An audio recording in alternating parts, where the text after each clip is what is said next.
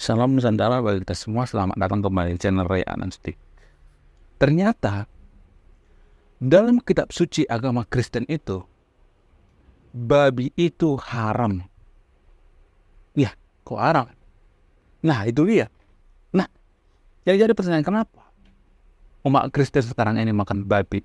Apa dalilnya? Kenapa saya mengatakan bahwa umat Kristen itu sebenarnya nggak boleh makan babi? Babi itu adalah, dalilnya apa? Buktinya apa? Buktinya ada pada Imamat 11 ayat 7. Di situ dituliskan bahwa jangan makan babi, binatang seperti babi itu haram. Selain itu, dalam Ulangan 14 ayat 8 juga dituliskan, jangan makan babi, juga babi hutan, dilarang. Nah, yang jadi pertanyaan, kenapa? Kenapa umat Kristen sekarang ini makan babi? Apa alasannya? Kenapa kok jadi tidak diharamkan maksudnya? Kenapa dihalalkan babi zaman sekarang ini? Di mana permasalahannya? Salah satu alasan yang paling masuk akal adalah ternyata, jadi sebelum saya jelaskan ya, bagi teman-teman Kristen, semua data yang saya sampaikan di sini ada sumbernya. Jadi kalau mau marah, jangan marah ke saya, marah ke yang bikin sumbernya. Tapi saya tahu kok, umat Kristen itulah umat yang penuh dengan kasih, nggak suka marah-marah gitu. Saya tahu teman-teman Kristen itu adalah teman-teman yang berpikiran cerdas gitu, tidak mudah emosi dan lain sebagainya. Jadi kalau mau marah, jangan marah ke saya bikin referensinya. Saya ngambil data dari hidupkatolik.com ya. Saya mengambil data dari situ. Berdasarkan geografis, ternyata babi itu diharamkan dulu. Kenapa babi itu diharamkan di Timur Tengah, terutama di Israel? Alasan yang paling masuk akal itu karena kondisi geografis. Nah, apa hubungan babi dengan kondisi geografis? Jadi, kondisi geografis di sana, di Israel itu atau di Timur Tengah itu, airnya dikit. Airnya sangat sedikit. Sehingga, kalau memelihara babi, maka akan boros air. Karena salah satu binatang yang paling banyak mengkonsumsi air itu adalah babi. Itulah alasannya kenapa orang Timur Tengah atau khususnya orang Israel itu tidak mau memelihara babi. Tapi saya ini mengambil sudut pandang dari agama Kristen ya, bukan dari sudut pandang agama lainnya. Disclaimer dulu ya. Jangan jangan berpikir saya mengambil sudut pandang dari agama lainnya, tapi saya mengambil data-data dari agama Kristen ya. Jadi hal ini diungkapkan oleh seorang antropolog bernama Mervin Harris ya. Jadi saya akan tampilnya di sini ya datanya. Ini diungkapkan oleh seorang antropolog ya, bukan saya yang mengungkapkan ini. Ini seorang antropolog ya. Selain itu, alasan selanjutnya adalah karena babi itu butuh kubangan air ya, seperti lumpur misalnya. Sehingga di Timur Tengah itu kan nggak ada kubangan air, lumpur, boro-boro kubangan air atau lumpur. Mau minum aja air sangat susah kan. Seperti di Arab misalnya, di Arab itu kan lebih mahal air kan daripada bensin. Itulah saking mahalnya air di sana, sehingga babi itu diharamkan di Timur Tengah. Lalu yang jadi pertanyaan, kenapa umat Kristen sekarang ini makan babi? Apa alasannya? Berdasarkan referensi dari Superbook Indonesia yang berjudul "Mengapa Orang Kristen Makan Babi Sedangkan Orang Yahudi dan Orang Islam Tidak?" Alasannya adalah biar agama Kristen itu sesuai dengan budaya, alias bisa menyesuaikan diri dengan lingkungan. Itu alasan yang paling masuk akal. Kalau misalnya nih, contoh ya, ini berdasarkan data ya, data dari Superbook Indonesia ya. Jadi kalau mau komplit, jangan komplit ke saya, komplainlah sama yang bikin sumbernya atau datanya. Jadi berdasarkan data ini, agama Kristen itu akan banyak penolakan kalau tidak sesuai dengan lingkungan. Contoh misalnya, kita ambil contoh di Konoha misalnya. Di Konoha itu ada salah satu provinsi yang sangat gemar yang namanya makan babi. Suka makan babi. Bahkan adatnya juga menggunakan babi. Gak boleh tanpa menggunakan babi. Contoh misalnya, Papua. Papua itu sangat suka yang namanya makan babi. Suka banget yang namanya makan babi. Bahkan ada mereka juga ada mengharuskan harus makan babi. Maka ketika Kristen masuk ke Papua, sementara Kristen itu mengharamkan babi, maka akan susah diterima oleh orang-orang Papua. Itu contohnya. Karena menyesuaikan dengan lingkungan, tidak ngotot. Ya harusnya agama seperti itu dong, ya kan? Bukan lingkungan yang menyesuaikan diri dengan agama. Ini penting ya, ini sangat penting. Harusnya agama itu menyesuaikan diri dengan lingkungan, bukan lingkungan yang menyesuaikan diri dengan agama. Jadi kalau agama menyesuaikan diri dengan lingkungan, itu akan terjadi konflik. Sama seperti di Papua misalnya. Kalau agama Kristen dipaksakan di sana dan ngotot atau dengan petantang patenteng gitu mengatakan, kalian jangan makan babi ya, dengan agama ya, gak boleh ya. Kalau misalnya orang Kristen mengatakan seperti itu, maka agama Kristen ini akan ditolak mentah-mentah. Itu contoh ya, satu contoh. Selain itu, ada pendapat lain yang mengatakan bahwa ketika kita menjadi orang Kristen itu tidak perlu harus mengcopy paste budaya Yahudi. Jadi makan babi ini atau haram makan babi ini semacam budaya daripada turun-temurun ya agama Yahudi ya, atau budaya Yahudi atau orang-orang Yahudi.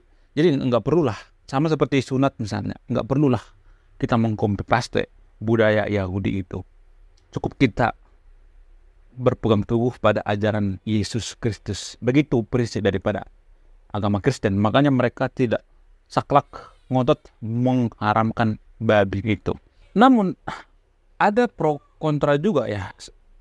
Pernyataan Paulus yang mengatakan, Paulus juga pernah mengatakan, jangan karena aturan seperti ini jadi batu sandungan kita memuji Tuhan ya. Jangan karena perkara tidak makan babi ini atau haram babi ini kita jadi terhambat gitu untuk memeluk agama Kristen. Ini semacam batu sandungan, kata Paulus ya. Paulus pernah mengatakan seperti itu. Sementara itu di sumber referensi Ars Teologi mengatakan di Kisah Para Rasul 10 ayat 9 sampai 16 dikatakan, tetapi Petrus berkata, tidak Tuhan, sebab aku belum pernah memakan sesuatu yang haram atau tidak tahir. Sementara di ayat ke-16 dikatakan, Allah atau Allah itu menyuruh Petrus memakan. Kalau Allah sudah memanggil sampai 3 kali, maka kamu bisa memakannya. Petrus mengatakan, oleh karena itu, penglihatan yang dilihat Petrus menunjukkan bahwa pantangan makan yang diberikan dalam kitab Imamat dan Ulangan tidak lagi diperlukan di bawah perjanjian yang baru. Kita bebas memakan hewan yang sebelumnya dianggap najis, termasuk daging babi itu. Jadi ajaran Yesus juga ada mengajarkan, koreksi saya kalau salah ya bagi teman-teman Kristen ya, yang keluar dari mulut seseorang itu lebih najis daripada makanan itu sendiri. Maksudnya gini, jadi dulu orang-orang Yahudi itu kan sering mengucapkan kata-kata yang tidak pantas gitu, yang tidak baik, itu kan najis ya, kata-kata kotor. Jadi Yesus mengatakan lebih najis itu daripada makanan yang kita makan itu, karena babi itu kan ciptaan Tuhan ya. Masa kita mengata-ngatai babi karena babi itu minumnya banyak gitu, tidak dipelihara karena kakinya berbelah dua karena tidak mamah biak dan lain sebagainya. Jadi ada pandangan seperti itu bagi umat Kristen ya, karena Yesus juga pernah mengatakan seperti itu, lebih najis yang kita ucapkan daripada yang kita konsumsi sekalipun. Jadi ini semacam ini ya, pikiran-pikiran yang filosofis ya.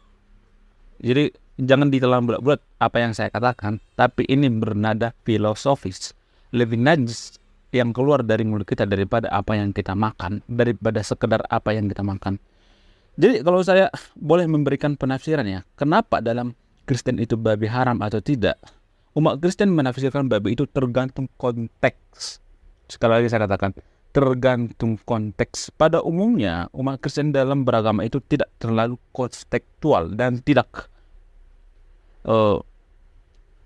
monoton gitu. Maksudnya gini ya, contoh misalnya, jika kita tersesat di gurun misalnya, atau di hutan atau di tempat yang nggak ada makanan misalnya, tapi makanannya cuman babi, sementara kita mengharamkan babi gitu. Ini dari versi agama Kristen ya, saya nggak bahas dari versi agama lainnya. Maka mau nggak mau ya kita harus makan babi tuh daripada mati ya kan.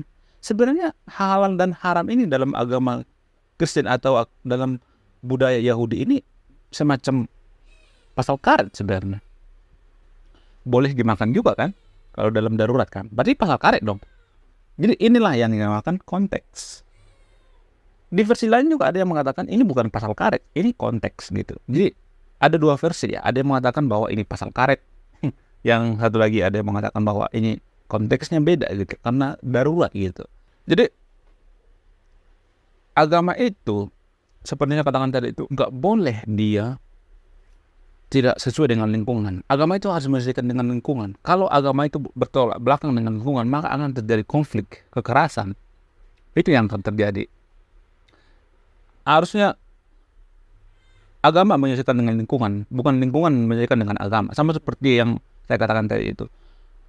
Kalau agama Kristen disebarkan di Papua, sementara orang Papua itu nggak bisa lepas dari yang namanya makan babi, maka agama Kristen ditolak dong mentah-mentah dari sana.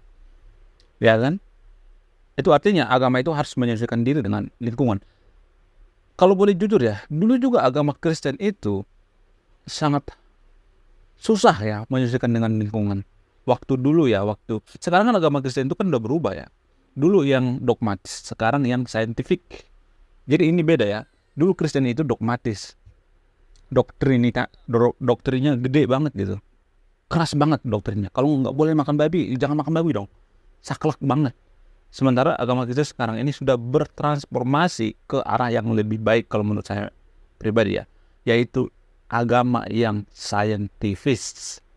Artinya yang tidak kaku lagi, bisa menyesuaikan diri dengan lingkungan. Sehingga banyak negara-negara Kristen itu yang sekuler ya. Tapi di Konoha, orang-orang sekuler itu kan dikata-katanya, kamu kan sekuler, kamu kan liberal. Berpikir bahwa negara sekuler atau negara liberal itu orang-orang jahat semua. Padahal 10 negara maju itu rata-rata sekuler kok. Seperti Swiss, Finlandia, Norwegia, Prancis, Jerman. Itu kan rata-rata negara sekuler kan. Kenapa mereka bisa sekuler? Karena apa? Karena mereka memisahkan antara agama dengan politik, dengan negara. Jadi agama Kristen itu dulu tidak bisa dipisahkan. Waktu agama Kristen ini agama yang dogmatis ya.